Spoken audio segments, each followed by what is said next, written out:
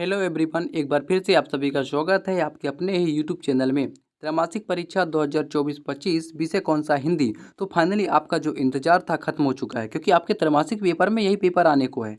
ठीक है, तो आप वीडियो को लास्ट तक बने रहिएगा। और एक रिक्वेस्ट है कि आप हमारे चैनल पे नए हैं तो हमारे चैनल को सब्सक्राइब कीजिएगा, ताकि हर वीडियो का नोटिफिकेशन सबसे पहले आपको मिले। और अपने दोस्तों को ज़्यादा से ज़्यादा शेयर कीजिएगा। तो बिना समय गंवाए हम चलते हैं प्रश्न की ओर। ठीक है, तो इसमें जो आपका पूर्णांक आपका रहेगा कितना रहेगा, पूर्णांक आपका रहेगा 80 का रहेगा। और समय जो रहेगा 3 घंटा। और सब इसके बाद आपको क्या करना है, फटाफट अपना निर्देश पढ़ लेना है। निर्देश पढ़ने का तात्पर्य रहता है कि कौन सा प्रश्न कितने अंक का है, आपको अपने पेपर कापी में कितने शब्द सीमा में लिखना है, ताकि आपको उसमें से पूरा का पूरा नंबर मिल सके।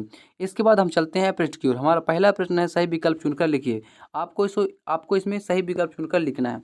तो आप फटाफट स्क्रीनशॉट लेते जाइएगा, मैं आंसर बताते जाऊँगा। ठीक है, तो पहला का है हजारी प्रसाद द्विवेदी, दूसरे प्रश्न का है प्रेमचंद, तीसरा है मनोरंजन पर, और चौथा का हमारा उत्तर हो जाएगा संस्मरण।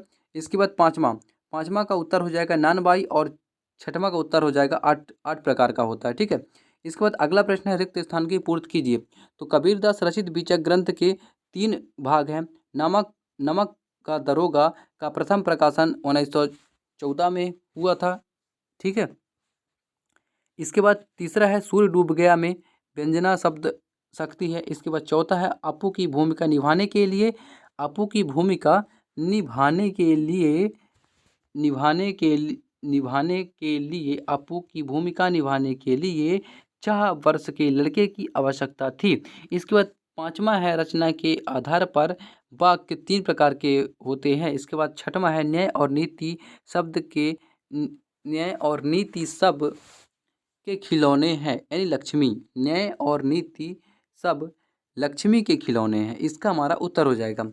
अगला चलते हैं, अगला है सत्य असत्य का चयन कीजिए। आप स्क्रीनशॉट ले लीजिए, इसमें सत्य असत्य का मैंने लिखा है। ठीक है, तो नमक का दरोगा पाठ में सत्यनिष्ठा, धर्मपरायणता और कर्तव्य निष्ठा को सम्मानित किया गया, इसका सत्य हो जाएगा। दूसरा का है कबीर परमात्मा के साकार रूप में आस्था रखते हैं, ये भी हमारा सत्य हो जाएगा। तीसरा है खिल्ली उड़ाना का तात्पर्य खुश होना, असत्य है।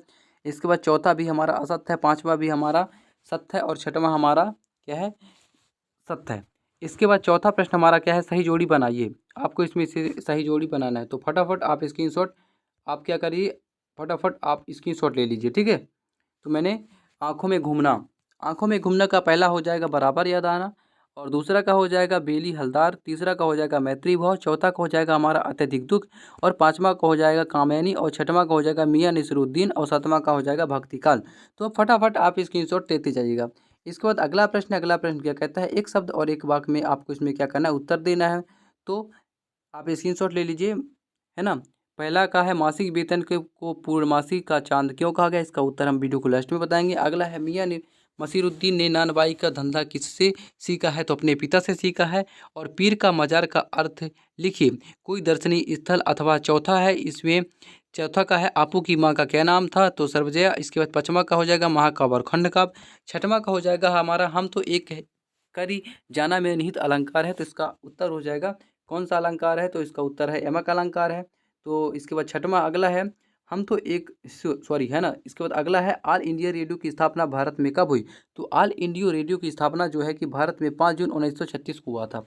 अगला प्रश्न देख लीजिए, प्रश्न क्रमांक 6 क्या कहता है कि कबीर ने अपने आप को दीवाना क्यों कहा, अथवा है कबीर की दृष्टि से ईश्वर एक है, इसमें समर्थन में उन्होंने क्या तर्क दिए।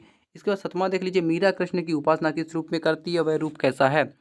इसके बाद अगला प्रश्न है अठवा है नई कविता की विशेषताएं लिखिए, इसका आप अथवा भी देख लीजिए। सातवां में क्या कहता है, मीरा कृष्ण की उपासना किस रूप में करती है, वह रूप कैसा है, तो अथवा भी है इसका अथवा देख लीजिए। इसके बाद प्रश्न क्रमांक 9 में नौ क्या कहते हैं कि नौ कहता है दोहा छंद की परिभाषा उदाहरण सहित लिखिए। दोहा छंद की परिभाषा आपको इधर उदाहरण सहित लिखना है। ठीक है, आप स्क्रीनशॉट लेते जाइएगा। वक्रोक्ति अलंकार की परिभाषा उदाहरण सहित लिखिए। इसके बाद अगला प्रश्न क्रमांक हमारा 10 क्या कहता है कि मियां नसीरुद्दीन की व्यक्तित्व को 2 विशेषताएं, व्यक्तित्व की आपको इसमें से 2 विशेषताएं लिखना है, अथवा देख लीजिए।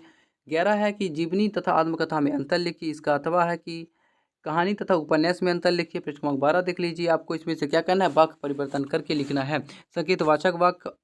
ठीक है, इसके बाद प्रश्नवाचक वाक्य अथवा भी है, इसका देख लीजिए आप। इसके बाद अगला है प्रश्न क्रमांक 13 क्या कहता है कि लता मंगेशकर के गायन की आपको इसमें से क्या करना है, विशेषताएं लिखना है, इसका अथवा भी देख लीजिए। इसके बाद प्रश्न क्रमांक 14 हमारा क्या कहता है कि डायरी लेखन की दो महत्वपूर्ण विशेषताएं। डायरी लेखन की दो महत्वपूर्ण विशेषताएं आपको इसमें लिखना है अथवा ये। इसके बाद प्रश्न क्रमांक अगला है कि विज्ञापन लेखन में किन किन बातों का ध्यान रखना आवश्यक होता है। इसके बाद अथवा इसका है कि क्रिया विश्लेषण किसे कहते हैं, एक उदाहरण लिखिए। प्रश्न क्रमांक 16 देख लीजिए, आपको इसमें क्या करना है, निम्न बिंदुओं के आधार पर कबीर अथवा मीरा का वाक्य आपको इसमें से वाक्य परिचय इसे आपको इसमें देना है। ठीक है, तो देख लीजिए फटाफट आप स्क्रीनशॉट लेते जाइएगा। प्रश्न क्रमांक अगला है कि प्रेमचंद अथवा कृष्ण सोपति का साहित्यिक परिचय निम्न बिंदुओं के आधार पर दीजिए। आपको इसमें क्या करना है, साहित्यिक परिचय, दो रचनाएं लिखना है, भाषा शैली लिखना है और साहित्य में स्थान लिखना है। इसके बाद प्रश्न क्रमांक 18 देख लीजिए, निम्नलिखित वाक्यों का भाव पल्लवन कीजिए। चरित्र सबसे बड़ा धन है, इसका अथवा है एक महिला और सब्जी विक्रेता का संवाद लिखिए। अगला प्रश्न क्रमांक हमारा 19 देख लीजिए, इसमें आपको क्या करना है कि निम्नलिखित अपठित काव्यांश को पढ़कर नीचे लिखे प्रश्नों के उत्तर दीजिए। आपको इसमें से नीचे प्रश्नों का आपको उत्तर देना है पढ़कर।